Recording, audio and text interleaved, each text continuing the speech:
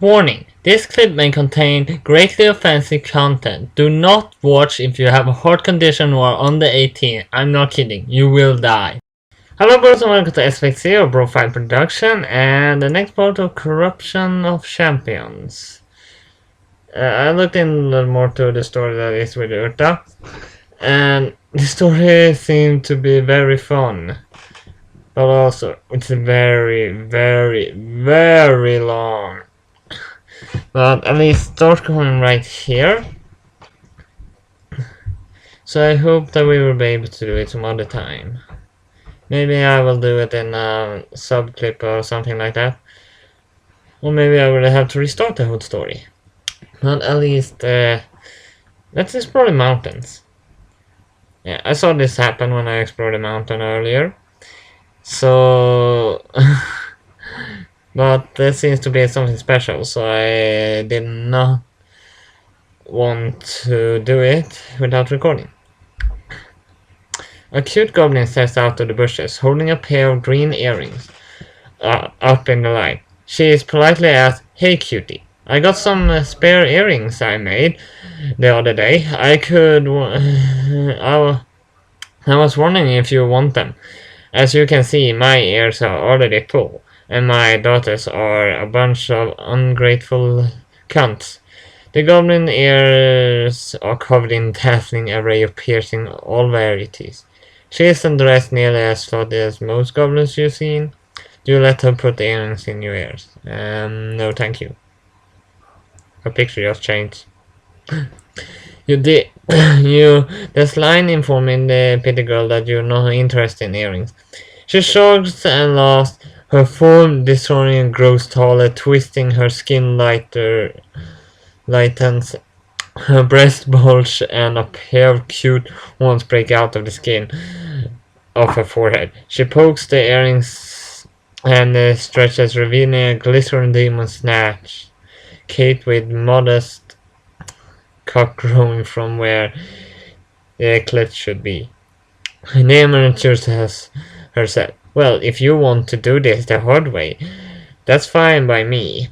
That's ones that fight in the hardest breakdown into the most submission slave. Just remember that this is the beginning of your life as a serf of a Mundus slave girl." Sarah adopts a suggestive pose and tweaks her nipples, clearly more intent of turning you on than physically harming you. Well, see how well she does against magic. 116 damage on her. Oh, she did like 100 damage on me though. Oh, she beat me.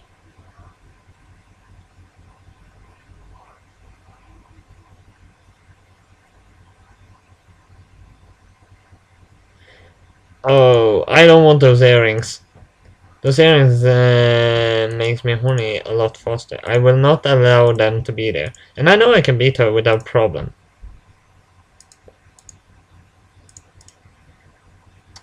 There. Oh shit.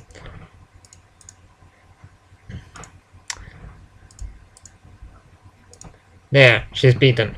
Sarah collapsed into a beaten bloody heap. You grab 39 games and 143 XP. That's nice. Alright, level up. I'm gonna put it on speed. That's what I have lowest stuff. Let's see. I can do weapon mastery. Or regeneration. Wait, channeling, that's magical. Channeling power boosting your strength of your spellcasting. Okay. Magic is very important in this game. If you focus on magic then, because I focus on magic because I like it. No, I will not rape that thing. Oh, here's something. In the desert with your new strangely addicted memory, it's not long until you come across the large anthill. If it hadn't been for the vision of where they projected into your mind, you never have guessed anything. Like it could be hidden in such a harsh environment. As you approach the hill, you get the familiar feeling you're being watched. Near the crest, you take by surprise 3 large ants burst out from the sand. via a clear concealed trapdoor. They are much bigger than the girl you saved, but seems just as muscular, and except for that large, almost shaped eyes, the smaller nose, apparently roughly human, they have narrow jaws line and much sharper cheek structures, making for a very masculine face, where the female Adam was skin-toned and seemed to have large, angular plates. These ants have completely smooth black abdomens. Two of them hold makeshift spears with obsidian tips in all four hands, while the other is using a very old and very blunt short sword. These two quickly surround you, holding you at spear point. The one with the short sword steps forward, almost pressing his face into you as he sniffs you over his shoulder. The spear carrying ant in the front of you makes a series of clicking noises to the others.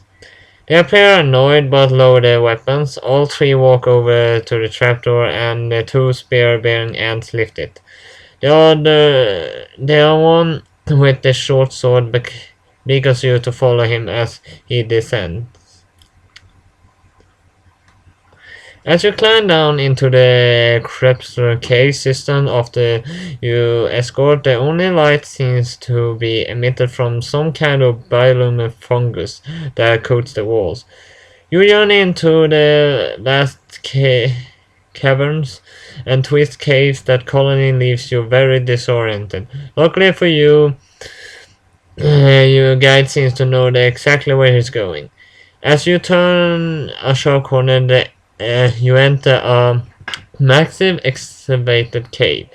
What you see therein is the complete network of tunnels, almost every direction, and the ants all shapes and sizes going about the daily routine. You would guess this is the central hub of the colony. In the middle of this massive hub, sitting a throne of a sort. It's only other female and morph you seen in Mareth. You're suddenly overcome with feeling of deja vu, as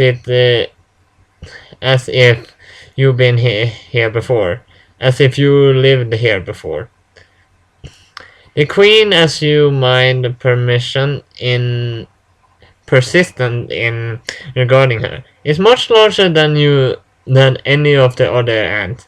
On top of that, her abdomen is almost twice the size of her own body. As your guide leads you to meet her, she arches her back and all muscles tense up. But you uncertainly quickly about as she releases a small flood of clear gel, and a small cylinder egg emerges from the orifice on the end of the abdomen. The egg is quickly gathered up by another ant emerging from one of the many tunnels, and just quickly carried back into it.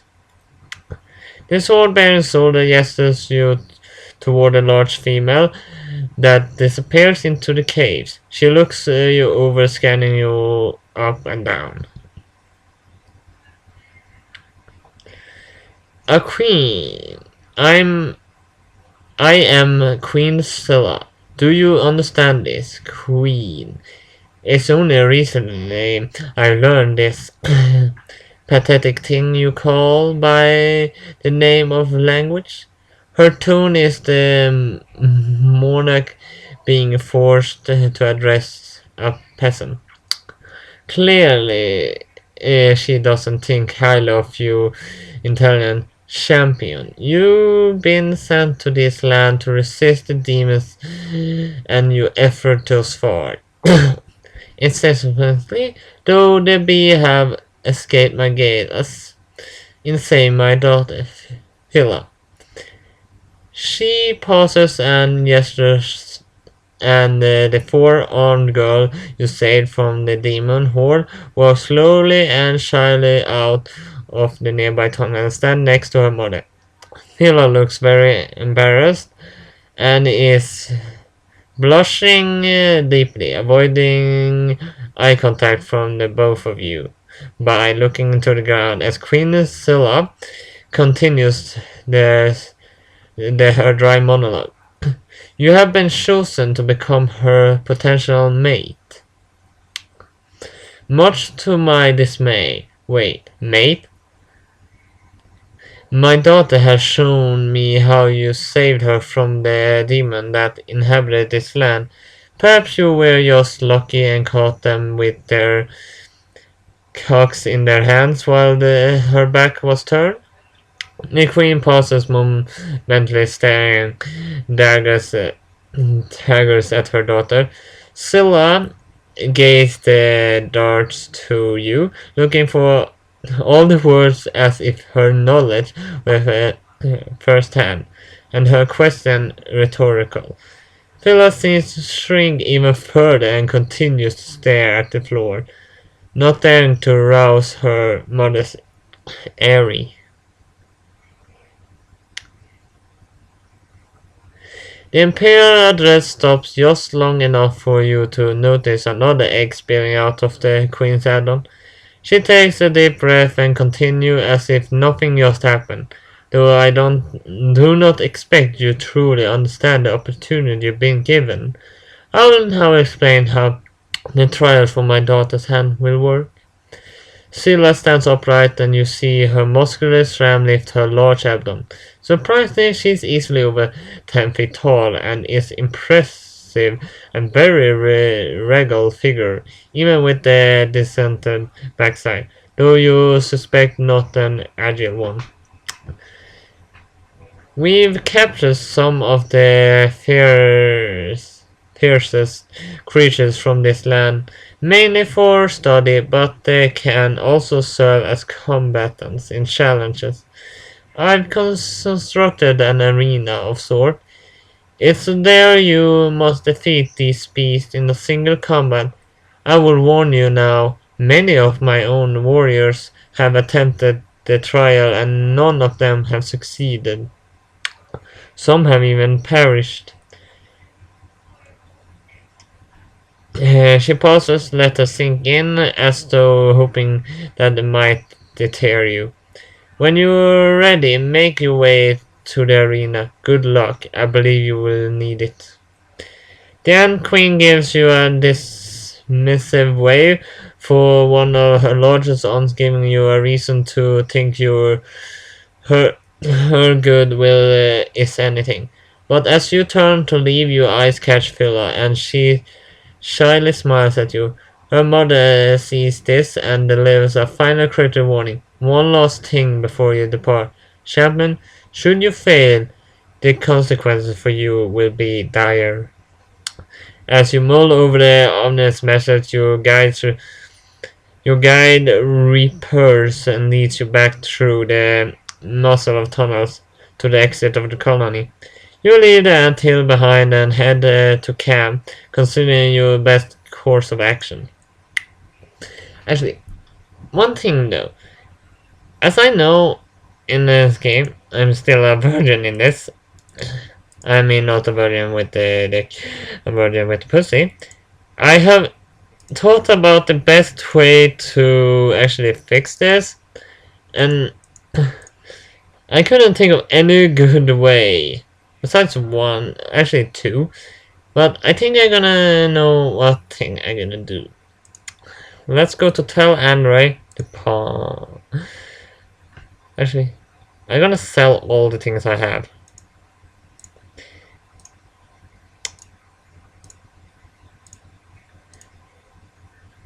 Alright. Now I got this. I think this is the best way to get away with it. As you walk through street to Talander, a familiar sight catches your eyes. In a nearby alley, a young-looking cat morph being hacked into a corner by three large cat morph men. Though you still don't know the girl's name, you remember the setup. Yes, there are just enough dilapidated crates to conceal 3 or 4 more cats in the ambush position. You can't see Cat, but you hope she's here so you can get to know her better. You're a lot less keen about the idea of getting whacked across the head again. With that in mind, you run into the alley, but skid to stop, just short of the crates.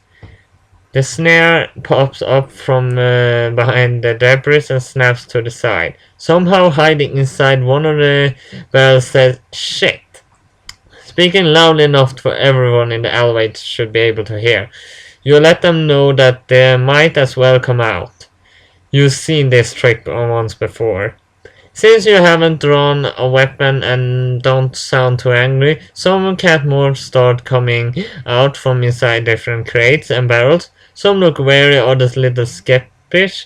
Cat stands up, recognizing you, and tries to hide it. She drops the cord she was holding and stares at her feet. You ask who in charge?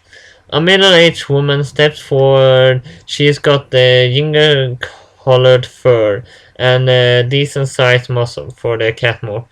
She must be Evelyn. The cat mentioned last time. Her blue eyes study you carefully. Oh. You could try to bargain for some time with Cat. You could donate some cans to feed them, or you could try threatening them. I won't threaten them, they're just trying to get food. And I won't try to bargain for some time with Cat, because why would I? They know she's met me before and know that she knows. I don't know how that will end. But I'm actually nice just because they're trying to get food, so I'm gonna donate some to them. You tell the cat move that you know they're just doing it because they're hungry. You say the last time they needed 25 games and you stick your hand out into the compass, pulling out a handful of stone. Ellen steps forward and takes the game you're offering. She takes a look at you and then the games, probably trying to decide if this strange kind of trap or trick. Thank you, stranger, she says, and you can tell she isn't used to saying these words. Now, just to make sure you don't turn into more trouble, I have one of my friends escort you wherever it is you're going. Of course, they also mean that if you went to the watch, someone could warn the others to lie low. You see Catherine is just about to pipe up when one of the others said, "It's Cat's turn." With milk in the menu, watching someone is the last thing most of them want to do. She spins around looking like she's about to argue. Her jaw snaps shut as there remembers that even if this is unfair, it happens to be what she wants. Everyone else say, "I suppose it is. Just remember, that makes it the ref's turn next time."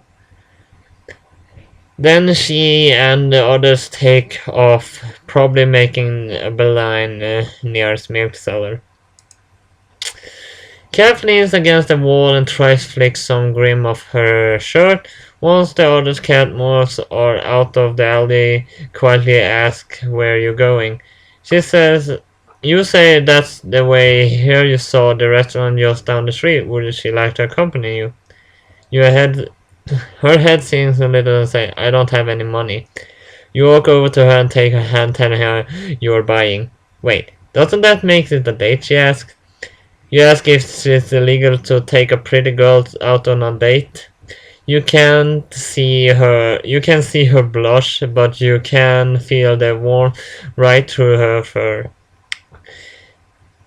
She punches on you, wrapping her arms around you. "You really want to take me on a date?" She asks, her voice filled with hope. You tell her that of course you want to.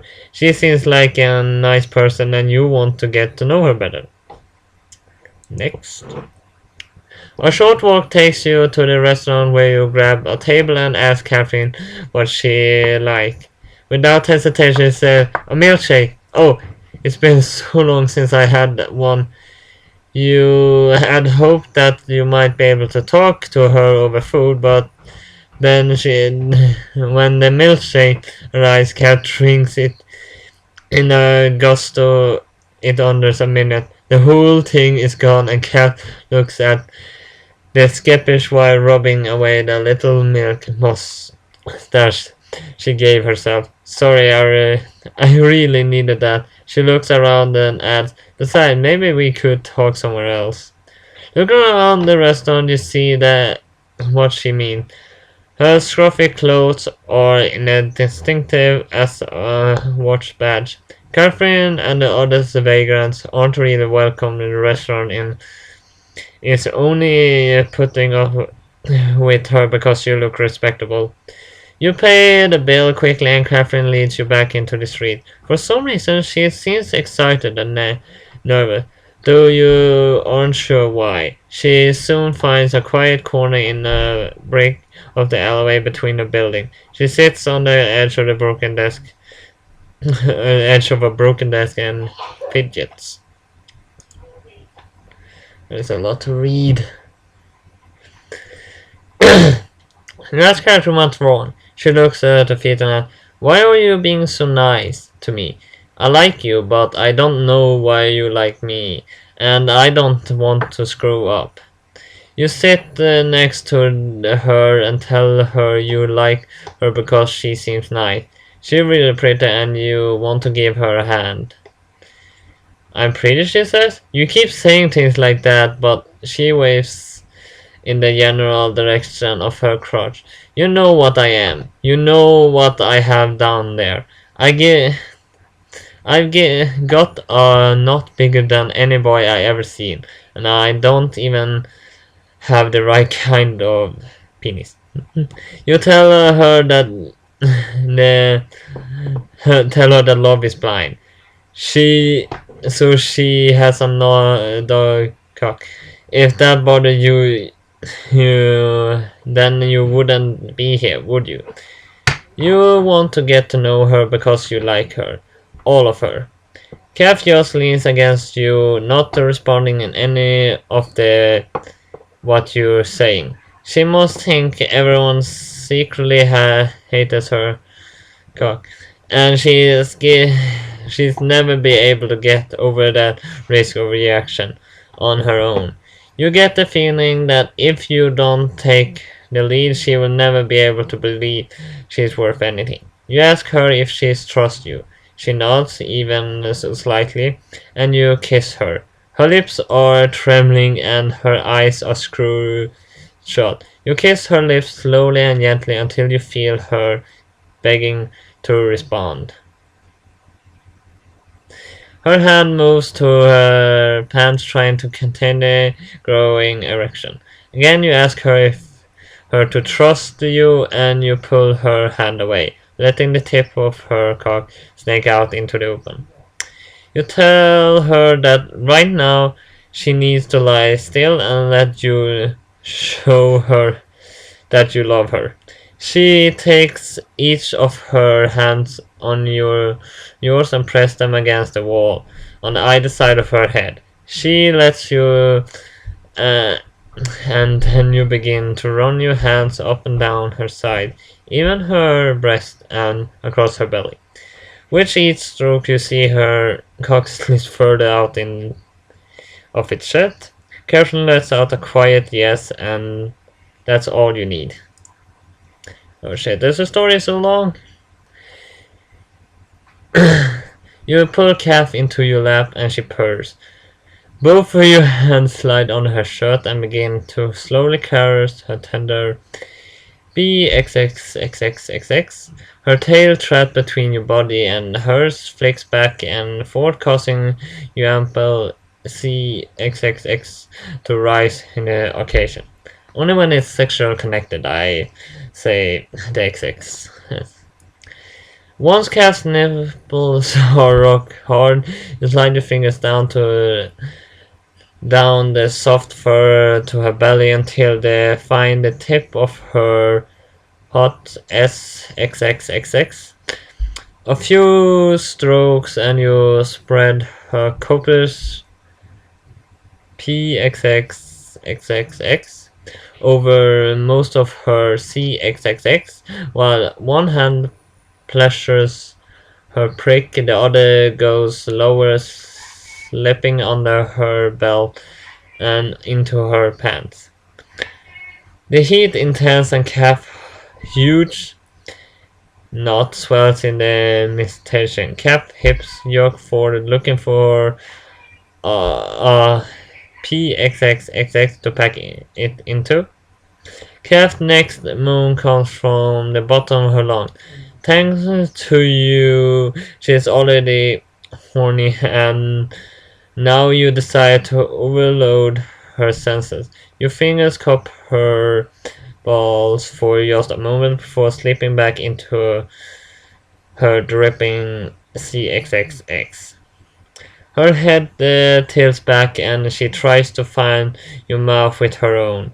As your tongues intertwine, you begin to slide your fingers in and out of her SXXX, making sure to rub hard against her tiny knob. Your other hand works up down sizable shaft. Soon you can feel it twitching, ready to fire its load into a fertile PXXXX. You aim Catherine DXXX at the wall. You pull your fingers from her PXXXX and rub her wetness over the fuzzy balls. Pulling your head back, you tell Kath to CXX for you. She gasps and you can feel the small ballsack content as Kath lets loose with who knows how much pent up CXX. You're not done with her yet. As the first shot splatters against the brickwork, you slip your fingers back to her CXXX and attack her clit. Despite already being in the midst of one orgasm, Calf's body tenses up even more. It feels like a cup of water gushes from her PXXXX, and the next blast from her CXXX is even stronger, hitting the wall good 6 inches higher than first.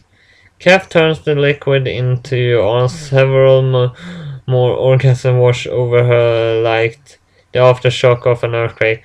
All she can do is look up into your eyes and smile. You hold her in your arms while she recovers. You really enjoy seeing that happiness contentment in her face. Shit, this story is long. You help Kat get to her feet and she gives you a big hug. A few sniffles lead to some sobs before she pulls herself together enough to say, I didn't believe anyone cared about me. You assure her that you do, and that you want to see her again. In fact, you hope to see her often and you would love to get to know her better. Cap beams and says, I don't want you to risk getting ambushed every time you want to see me. I know another gang got captured by the watch. They used to hang out behind the one of the pawn shop. It's run by a retriever named Oswald. I don't know for how long, but right now nobody living there. So if you're looking for me, I'll be there. Besides, Oswald is a good guy. He doesn't try to cheat people like me just cause he won't sell things very easily. You ask her about her gang. The vegan cat. She shakes her head. They always treated me like the runt of the litter because I don't like hurting people or selling myself. The only other person who they treat almost as bad as me, Helena. You've seen her. She's the young looking one that they put in the dress. She kicks aside the stone and says, I managed on my own for a while before I started running with the gang. It wasn't that I couldn't find enough food, I was just lonely. You agree to meet up with her later, though you say that with this at the portal you don't know how often or when you can be able to see her. That's okay, it's more the fact that I know you come back for me. Then she says with a start, oh hey, I don't even know your name. You smile and tell her. SFX0, she says, rolling a forging word around her mouth. Well, SFX0, that was an amazing first date. I hope we can do something more things like that. And believe me, I got some ideas. Catherine can now be encountered behind Oswald. So, I think that's all for this time. And I also gonna start exploring the swamp, but I actually tried that once and I run into a character that's apparently an important character. I don't know if we're gonna run into that person right now, and I don't have enough faith anyway to defeat her right now. Start recording right here. So that was at least all I had for Corruption of Champions this time then. So hit like and subscribe, and I see you next time.